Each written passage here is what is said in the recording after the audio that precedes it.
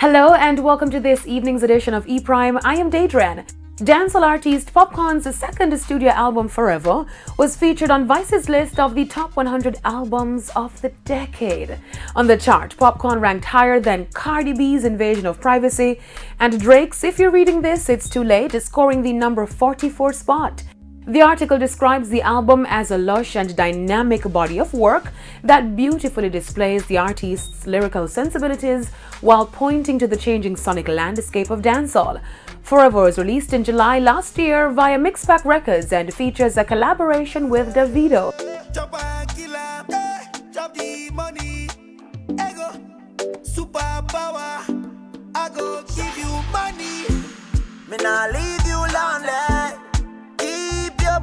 The 17-track project was executively produced by Dre Skull and earned him the number 2 spot on the Billboard Reggae Albums chart. Forever also charted on the Billboard 200 chart at number 171. Popcaan headlined Reggae Sumfest on the day of the album's release and toured the United Kingdom and Canada in support of the album. Good going. Dancehall artist Skip Marley has teamed up with Grammy-winning artist Her on a new track dubbed Slow Down. The collaboration, which happened through Tough Gong and Island Records, saw the duo performing the track live for the first time at Her and Lauryn Hill's Hollywood Bowl concert last month. The concert also saw Skip performing his grandfather Bob Marley's hit track Turn Your Lights Down Low. It's been a long, long time. I kept this message for you, girl.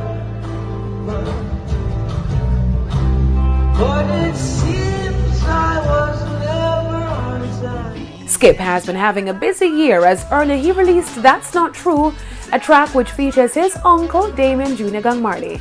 The two performed the track together at Kaya Fest in Miami, where the video for the to perform at the Welcome to Jam Rock cruise that is set for December 9 to 14.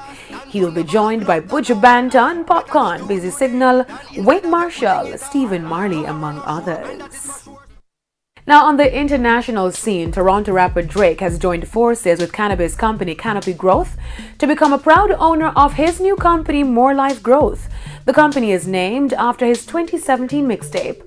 Under the deal, the multi-Grammy Award winner will take a 60% subsidiary of the stock market listed company Canopy Growth, which produces cannabis in nearby Ontario. Canopy and Drake said the venture, called More Life Growth, would be centered around wellness, discovery, and overall personal growth.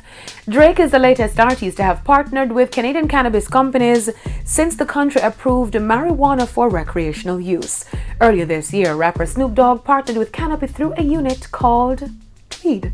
That's it for this evening's edition of E-Prime. I'm Daedran. Thank you for watching.